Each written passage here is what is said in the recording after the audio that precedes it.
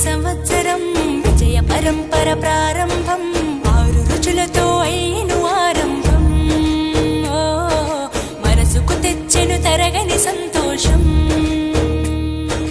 చైత్రమాస శుక్లాపక్షం ఉత్తర భాద్రా నక్షత్రం ఉగాది తెచ్చెను గుండెకు ఆనందం